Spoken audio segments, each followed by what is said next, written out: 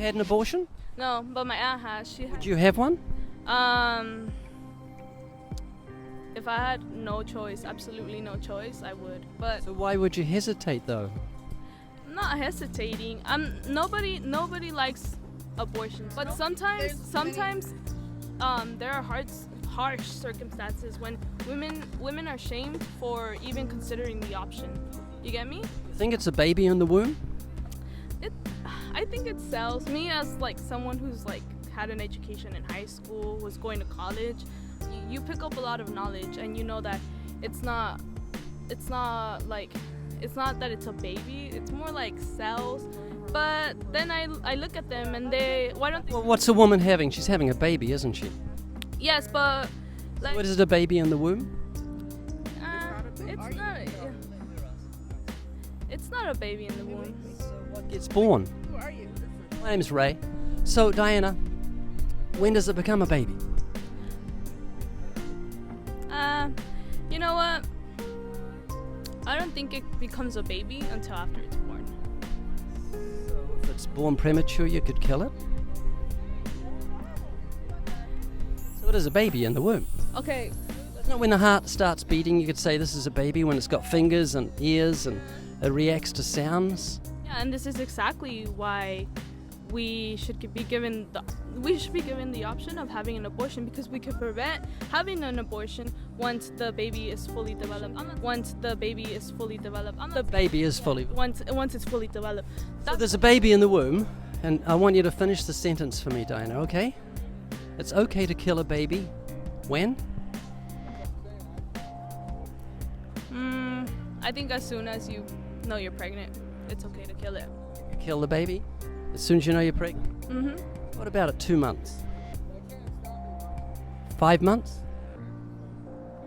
8 months? If you hear harsh news, if you know that you're in a situation where you won't be able to raise a baby on your own, maybe if you're in a situation where the baby is going to have a hard life because it's going to be sick, then yeah, I think ultimately it's up to you to make the decision. If you think the baby's going to have a hard life, you can kill it? How would you know if it's going to have a hard life? How do you know it's not? We don't know. That's the point. We don't know. Do you believe in God's existence? No. An atheist? Yes.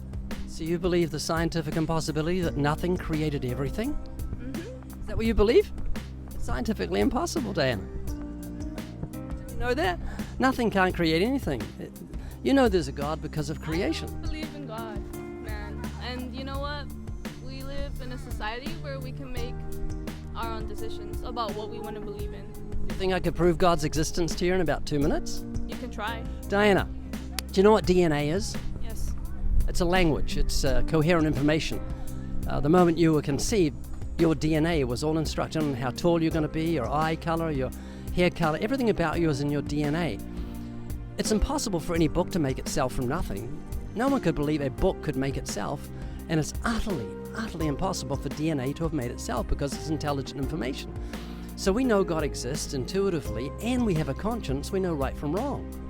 Do you think you're a good person? I don't know. I don't think I'm a good person. I don't think I'm a bad person. Well, there's one way to find out. How many lies have you told in your life? A lot. You ever stolen something? Once. Have you ever used God's name in vain? I don't believe in God. Have you ever used this OMG? Oh my gosh. I use oh my gosh. Now, Jesus said if you look with lust, you commit adultery in your heart. Have you ever done that? I've never committed adultery. Have you ever looked with lust? Sexual desire? Yeah, I have. Since I was little.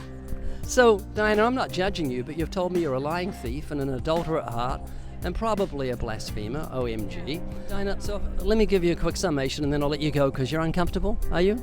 I'm very uncomfortable by your questions. Let me just finish by sharing why I'm doing this. It's because I care about you. You may not realize that, but I do care about you. Every year, 54 million people die. 54 million. Just like you, young people making plans for tomorrow, and death swallows them. And after you die, you've got to face God in judgment, whether you believe in Him or not.